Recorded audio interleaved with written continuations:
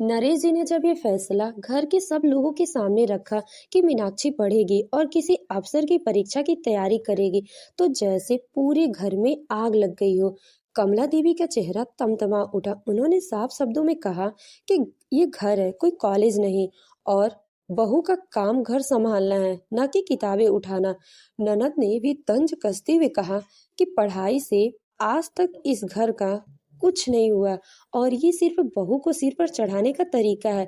मीनाक्षी बचपन से ही पढ़ाई में असाधारण थी, जैसे किताबें ही उसकी सच्ची दोस्त हो, लेकिन उसकी तेज बुद्धि और आगे बढ़ने की चाह को हालातों की गरीबी बार बार रोक देती थी। एक छोटा सा घर, सीमित आमदनी, पिता की मेहनत और माँ की चुपचाप सहन करने की आदत, इन सब के बीच मीनाक्षी ने बचपन से ही समझ लिया था कि सपने देखने से पहले जिम्मेदारियों को समझना पड़ता है।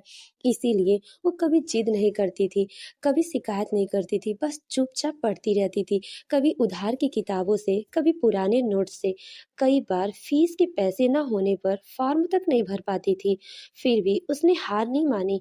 वह जैसे तैसे करके 12वीं और फिर ग्रेजुएशन तक की पढ़ाई पूरी की। लेकिन उसके भीतर कहीं यह टीस रह गई कि वह और आगे पढ़ सकती थी, कुछ बन सकती थी।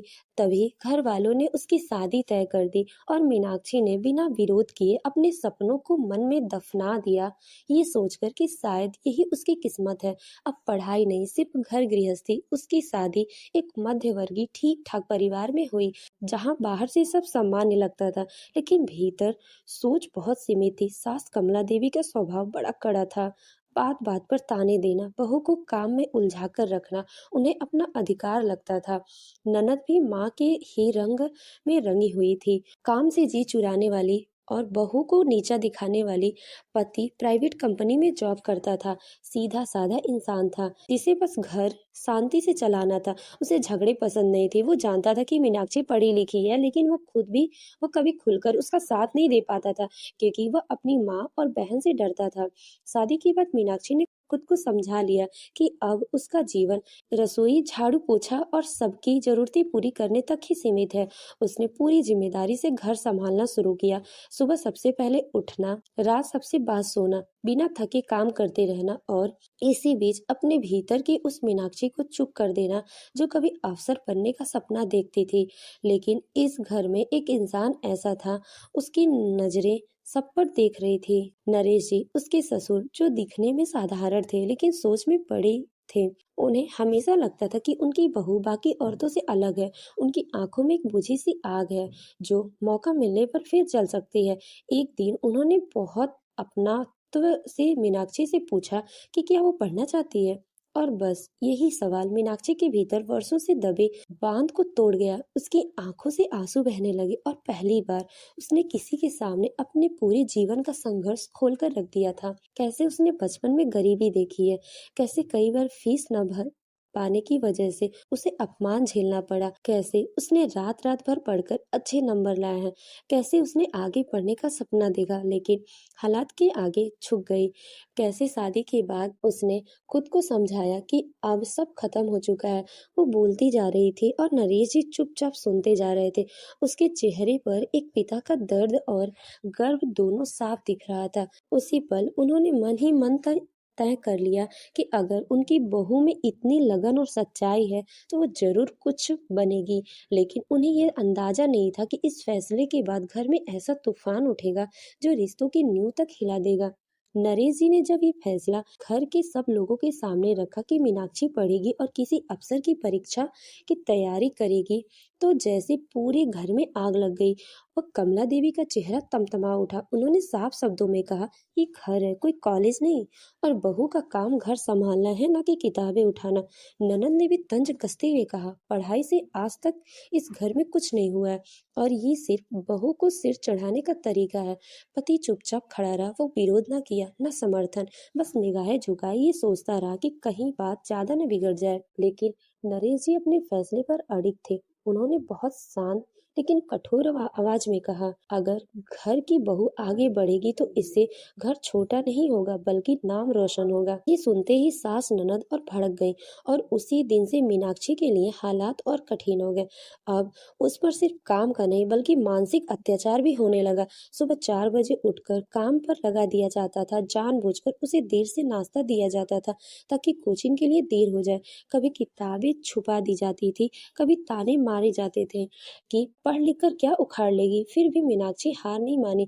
वो रोज कोचिंग जाती, वहीं पूरे मन से पढ़ती और घर लौटकर फिर उसी घर में घुस जाती जहां उसका इंतजार तानों और कामों का पहाड़ करता था। कोचिंग से लौटते ही बिना आराम किए झाड़ू पोछा रसोई कपड़े और फिर सबके लिए खाना बनाना, और जब सब खा लेते थे तो वो अकेली खड़ी रह जाती थी और बचे हुए जूठे बर्तन उसके हिस्से में आते थे। हाथ दर्द से कांपते थे, आंखों में नींद भर जाती थी, लेकिन फिर भी वो एक कोने में बैठकर किताबें खोल लेती थी। सास ननद उसे देखकर जानबूझकर तड़क भड़क करती थी, कभी आवाजें कसती थी, कभी झगड़ा खड़ा कर देती थी। ननद घंटों बैठी रहती थी लेकिन काम नहीं करती थी और उल्टा शिकायत करती थी कि भाभी घर पर ध्यान नहीं देती। नरेश जी सब देखते थे और कई बार अपनी बेटी को डांटते भी थे, अगर बहू पढ़ाई और काम दोनों कर रही है तो तुम भी हाथ बटाओ। लेकिन उनकी बेटी पिता की बात सुनकर भी अनसुना कर देती थी और माँ के साथ मिलकर फिर वही व्यवहार दोहराती थी। इन सब के बीच मीनाक्षी कई बार अंदर ही अंदर टूट जाती थी। उसे लगता था कि क्या सच में वो गलत कर रही है, क्या सच में एक बहू को सपना देखना गुनाह है। कई रातें ऐसी आईं जब वो चुपचाप रोई, तकिए से मुंह दबाकर ताकि किसी को आवाज ना जाए। पति सब जानता था लेकिन वो भी अपनी मजबूरी में बंधा था। कभी कभी वो चिड़चिड़ा हो जाता था, वो कह देता था कि हर दिन घर में कलेश होता है, पढ़ाई छोड़ क्यों नहीं देती। तब मीनाक्षी चुप हो जाती क्योंकि वो जानती थी कि पति बुरा नहीं है, बस कमजोर है और अपने पिता के फैसले के आगे वो कुछ नहीं कर पाता। नरेश जी एकमात्र ऐसे थे जो हर दिन मीनाक्षी को हौसला देते थे, कहते थे कि ये रास्ता कठिन है लेकिन अंत सुंदर होगा। वह उसके लिए अखबार लाते, फॉर्म भरने में मदद करते, कभी चुपचाप उसके लिए चाय रख देते ताकि वह थक ना जाए। यह वही छोटे छोटे पल जो मीनाक्षी को टूटने से बचाते। घर का माहौल रोज बिगड़ता गया, सास ननद का व्यवहार और कठोर होता गया, लेकिन मीनाक्षी का संकल्प भी उतना ही मजबूत होता गया। वह जानती थी कि अगर वह आज झुक गई तो पूरी जिंदगी यही जीवन जिएगी। इसीलिए उसने अपने आंसू पोंछे, अपने दर्द को ताकत बनाया और पूरी लगन से पढ़ाई में डूब गई। और यही वो समय था जब उसके संघर्ष ने एक नई दिशा लेना शुरू किया, क्योंकि अब उसकी मेहनत सिर्फ उसके लिए नहीं बल्कि उस पिता के सम्मान, ससुर के विश्वास के लिए भी थी, जिसने दुनिया के सामने नहीं तो कम से कम अपने घर में उससे बेटी मान लिया था। समय जैसे जैसे आगे बढ़ रहा था वैसे वैसे मीनाक्षी की जिंदगी का बोझ भी बढ़ता जा रहा था। पढ़ाई अब सिर्फ किताबों तक सीमित नहीं थी बल्कि हर दिन खुद को साबित करने की जंग बन चुकी थी। सुबह अंधेरे से उठकर घर का सारा काम निपटाती, फिर जल्दी जल्दी कोचिंग के लिए निकलना, रास्ते भर मन में डर की आवाज फिर कि आज फिर घर में क्या ताना सुनना पड़ेगा। कोचिंग में बैठकर दिमाग पूरा लगाना, क्योंकि वो जानती थी कि उसके पास दूसरी कोशिश का समय नहीं है। लौटकर आना और बिना सांस लिए फिर काम पर लग जाना। कई बार तो ऐसा लगता था कि वो पूरे दिन में ढंग से बैठ भी नहीं पाती थी। पैरों में सूजन, हाथों में छाले और दिमाग में लगातार घूम रहा सवाल, क्या ये सब कर पाएगी? क्या सच में उसका सपना सच होगा? इन्हीं सबके बीच सास कमला देवी और ननद का व्यवहार और ज्यादा तीखा हो गया। तब ताने सिर्फ शब्दों तक सीमित नहीं थे, जानबूझकर देर से खाना देना, किताबों पर पानी गिरा देना, कोचिंग जाने से पहले कोई नया काम पढ़ना ताकि वह लेट हो जाए और फिर पूरे घर के सामने उसे निकम्मी साबित करने की कोशिश करना। ननद घंटों मोबाइल लेकर बैठी रहती थी, लेकिन जैसे ही कोई मेहमान आता वो कहती थी कि भाभी पढ़ाई के नाम पर घर बिगाड़ रही हैं। इन सब बातों पर पति भी परेशान हो उठा था। कई बार वो मीनाक्षी के रूखेपन से बात करता, कह देता कि रोज रोज के झगड़े से वो थक गया है। एक दिन गुस्से में उसने यहाँ तक कह दिया, अगर पढ़ाई की वजह से घर में शांति नहीं रह सकती तो पढ़ाई छोड़ देना चाहिए। ये सुनकर मीनाक्षी का दिल टूट गया।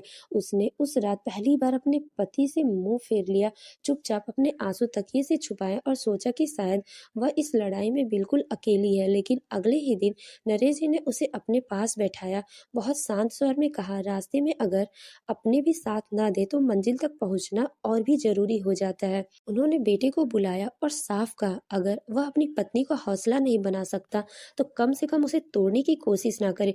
पिता की बात का असर हुआ। पति पूरी तरह बदला नहीं, लेकिन उसकी आंखों में पहली बार अपराध बोध दिखा। उसने ज्यादा कुछ नहीं कहा, बस इतना कहा कि वह अब रास्ते में रुकावट नहीं बनेगा। ये छोटी सी बात भी मीनाक्षी के लिए बहुत बड़ी राहत थी। परीक्षा नजदीक आती जा रही थी। घर का माहौल और जहरीला हो चुका था। सास ननद अब खुलकर कहने लगी थी कि अगर ये परीक्षा में फेल हो गई तो इसकी किताबें जला दी जाएगी। लेकिन नरेश जी हर दिन उसके लिए ढाल बनकर खड़े रहे, बेटी को डांटते, पत्नी को समझाते और बहू के लिए हर संभव सुविधा जुटाने। कई रातें ऐसी आई जब मीनाक्षी थककर नरेश जी के सामने रो पड़ी और हर बार उन्होंने पिता की तरह उसका सिर थपथपाकर कहा कि मेहनत कभी खाली नहीं जाती। धीरे धीरे परीक्षा का दिन आया। उस दिन मीनाक्षी घर से निकली तो सास ननद ने मुंह फेर लिया। पति चुपचाप खड़ा रहा, लेकिन नरेश जी ने उसके माथे पर हाथ रखकर आशीर्वाद दिया। उसी आशीर्वाद के सहारे उसने परीक्षा दी। बाहर निकलते समय उसकी आंखों में थकान थी, लेकिन दिल में एक अजीब सा सुकून था। उसे नहीं पता था कि परिणाम क्या होगा, लेकिन उसे ये यकीन हो चुका था कि उसने अपनी पूरी ताकत लगा दी है। यही वो मोड़ था जहां उसने अपनी कहानी सिर्फ संघर्ष में नहीं बल्कि बदलाव की ओर बढ़ने लगी थी। परीक्षा के बाद के दिन मीनाक्षी के लिए सबसे कठिन थे, क्योंकि अब न पढ़ाई का सहारा था, न ही काम में डूबकर मन बहलाने का मौका।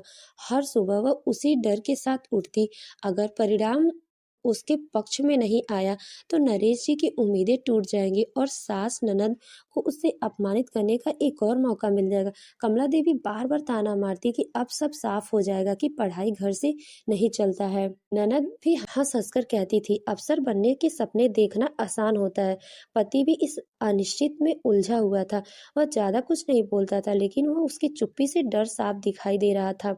केवल नरेश जी जो हर दिन पूरे विश्वास के साथ कहते थे कि मेहनत कभी हारती नहीं है। और फिर एक दिन सुबह आई जब डाकिया ने लिफाफा लेकर दिया। मीनाक्षी के हाथ कांपने लगे। पूरा घर वहीं इकट्ठा हो गया। सास और ननद के चेहरे पर पहले ही ताना भरी मुस्कान थी। पति की सांसें थमी हुई थी और नरेश जी पूरे संयम के साथ खड़े थे। जैसे ही लिफाफा खुला और मीनाक्षी का नाम चयन सूची में पढ़ा गया, एक पल को पूरे घर में सन्नाटा छा गया। फिर वही घर जहाँ कभी तानों की आवाज गूंजती थी, वहां नरेश जी भारी आवाज गूंजी कि मेरी बहू अफसर बन गई है। उस क्षण मीनाक्षी की आंखों में आंसू रुक नहीं पाए। वो फूट फूट कर रो पड़ी। ये आंसू दुख के नहीं बल्कि बरसों के संघर्ष, अपमान और सहन शक्ति के बाद मिली जीत के थे। सास और ननद की जुबान बंद हो चुकी थी।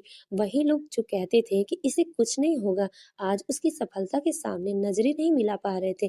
पति धीरे धीरे उसके पास आया। उसकी आंखों में गर्व और पछतावा दोनों थे। उसने बिना ज्यादा शब्दों के बस इतना कहा, उसने कभी सोचा नहीं था कि मीनाक्षी इतना बड़ा मुकाम हासिल कर लेगी। और आज ये समझ आ गया कि चुप रहकर उसने कितना गलत किया। समय के साथ घर का माहौल बदलने लगा। वही लोग जो कभी उसे काम में दबाव रखते थे, अब उसकी सुविधा का ध्यान रखने लगे। रिश्तेदारों का आना जाना बढ़ गया। वही मिडिल क्लास घर जिसकी बातें कभी गलती तक सीमित थी, अब सम्मान और पहचान का केंद्र बन गया। मीनाक्षी ने अफसर बनने के बाद भी अपने संस्कार नहीं छोड़े। उसने घर को संभाला, रिश्तों को जोड़ा और सबसे ज्यादा यह सिखाया कि पढ़ाई सिर्फ नौकरी के लिए नहीं बल्कि आत्मसम्मान के लिए होती है।